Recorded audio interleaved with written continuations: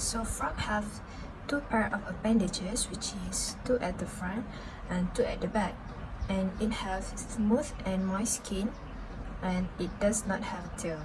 So for the head structure of a frog, here is the eyes of the frog, and this is the external nostril, and over here it have tympanum, which is the eardrum, and here is the mouth of the frog.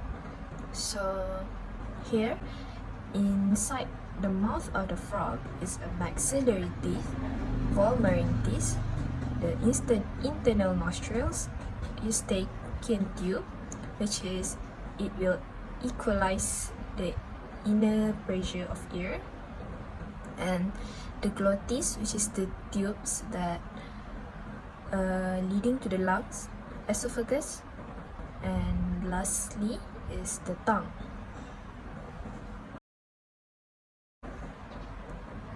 Okay, now we move on to the internal structure of the frog. Here I have the model of the female frog. So basically, for the dissection, you need to pin the frog on its back by its forelimbs, and then you need to raise the skin with a pair of forceps and make a cut through the skin along the mid-ventral line from the posterior end of the abdomen to the anterior margin of the jaw. Starting from here is basically the continuation of the esophagus from the head part, and then if you can see, this one is a heart, and then the bigger one, like the brown one, this is the liver. Okay, and then over here the orange one is the lung, and then here over here is the pancreas.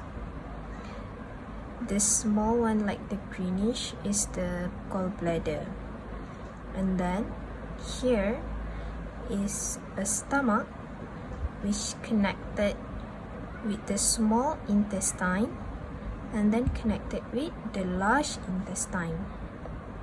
Okay, and then the folded tube is a oviduct. In a frog, it have two pair of oviduct which connected to the oviduct sac. Okay, and if you look at here, like a lot of a small stone is the ovary with the eggs is visible. And then if you look at the two mixed color here, is basically a kidney, and then the orange one is the adrenal gland. Okay, and then over here, if you there's a small orange one here is the bladder, and then connected to the cloaca at the end of the abdomen of the frogs. Okay, move on to the question and answers. What are the functions of the vocal sac? The primary purpose of vocal sac is to amplify the advertisement call of the male and attract female from as large an area as possible.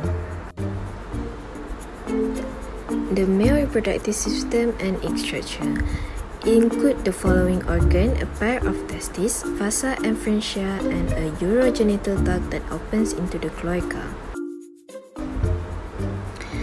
Testes, it is one pair yellowish color oval form which is surrounded by peritoneum and are close to the dorsal divider of the kidney. Vasa efferentia is a group of 10 to 12 ducts that occur from testes and open into the Bidder's tube. And seminal vesicle, each urogenital duct expands to the appearance of decisive vesicle where the sperm are stored until they are turned out throughout the copulation. The female reproductive system and its structure consists of two oviduct and two ovaries.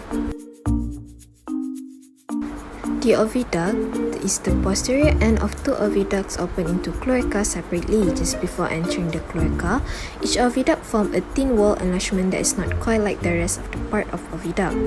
Two ovaries lie near the kidneys and are attached to the kidneys by mesovarium, and the ovary is multi-lobed and irregularly folded structure, quite large and hollow sac with greyish or blackish appearance.